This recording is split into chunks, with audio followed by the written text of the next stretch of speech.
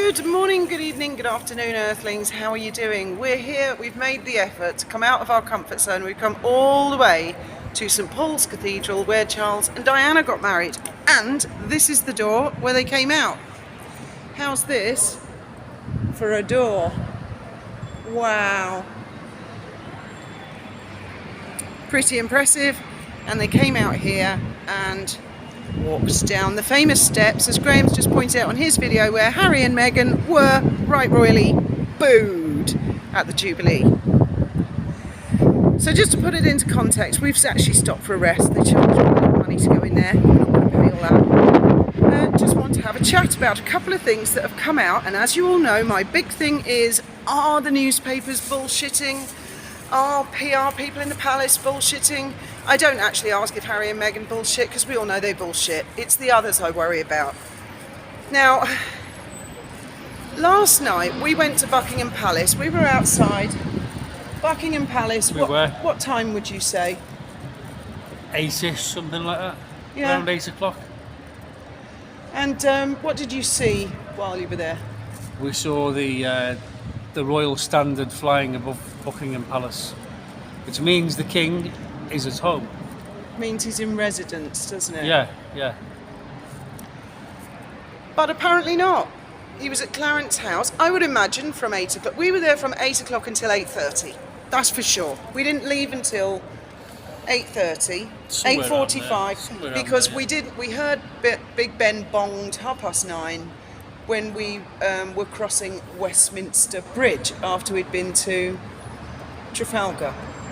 Yeah, we went to Trafalgar afterwards, didn't we? Down to Big Ben again. So then this morning in the Daily Telegraph, now I know a lot of people say, oh, they're pumping Meghan and Harry stuff, but don't forget, it was the Telegraph, I think, who broke the story of Tearsgate, Tiara-gate, Bride's Flower Girl Gate. Right? So when someone like the Telegraph says something, that's something else.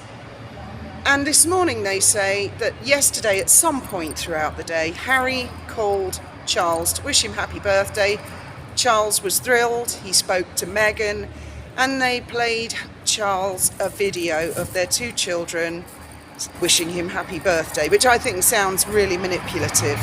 Why not send a video to Thomas of the children singing him happy birthday? You know, it just comes across as so false. My God, it's echoey when a lorry or a bus goes past, isn't it? Thomas hasn't got 28 million for the bailout.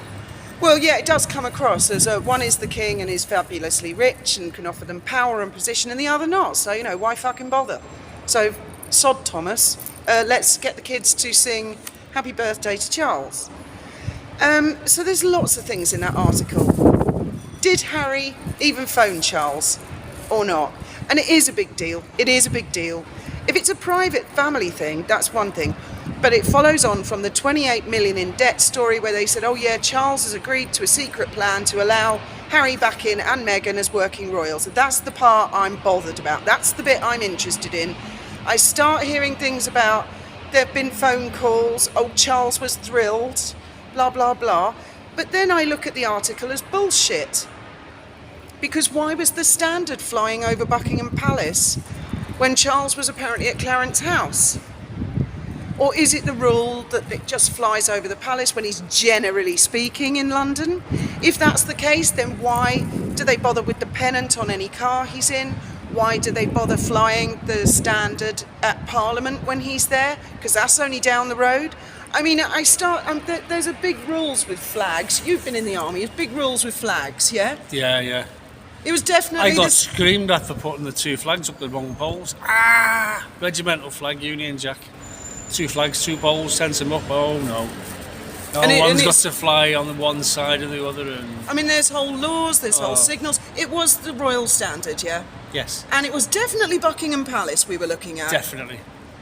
And yet, Daily Mail, all the newspapers this morning, he was at Clarence House. So he always used to be pedantic about it. Ask Paul Burrell. Come rain, hail or storm at Highgrove, poor old Burrell had to go up into the loft, crawl through the rafters, up onto the turret and hoist the flag up at the right moment. Maybe Charles isn't pedantic anymore. Maybe it never mattered. Maybe they'll just, fuck it, put the Standard up. Maybe he popped out after we left. What do you think he just popped back to go have a wee or something like that? Go to use the Do you think they put the flag down for him to go to Clarence House? And then put it back up again when he comes back? Yes, I think if he was there and there, they would do that. So maybe the party started later. Then the newspapers say Or earlier? Kate and William left at midnight. So, I mean, that would make for a pretty short party. So, I mean, I might be being pedantic, but if one thing in the article is bullshit, then the whole thing's bullshit. Because how can you believe any of it? So did Harry call Charles? And more importantly, if he did, was Charles happy to hear from him? And how did they know? How did they know? How the conversation went on the phone? Exactly. How do they know the conversation happened? Was the conversation leaked? And if Was so, the phone tapped? if Is so, it an by official palace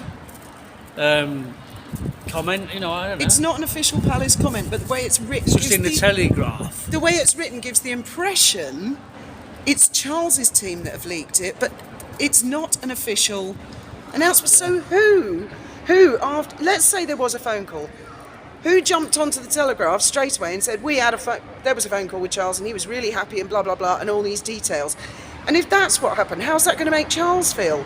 Holy shit! Just had a phone call with you. There it is in the newspapers. But the week before, Harry was criticising the Telegraph, saying they're full of shit. Yeah, can't see it myself. So then the other option is the Telegraph have just made it up completely out of thin air, which I equally find hard to believe. So to me, it's all a little bit of a mystery. Do you think it's another puff piece? I mean, everybody on X thinks it's just a lie and a puff piece. I keep seeing Diana's carriage pulling up there and her getting out with a crumpled dress. I keep seeing Meghan and Climbing Harry up these getting very booed. steps. And the other thing is that apparently morale is at an all-time low at Invictus. Invictus are in trouble. A whistleblower has been onto the Daily Mail. I'm going to do a whole video on that other subject, but I will put the link in the description because already the complications are becoming apparent of how Canada, or the hosting country, has to pay.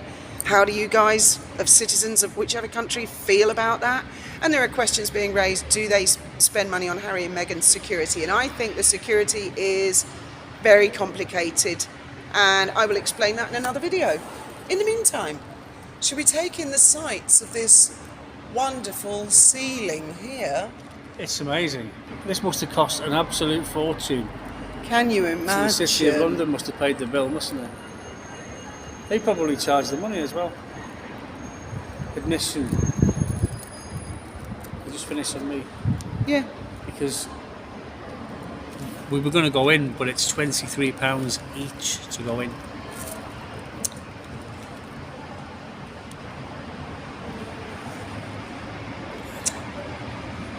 As always, thank you very much for listening.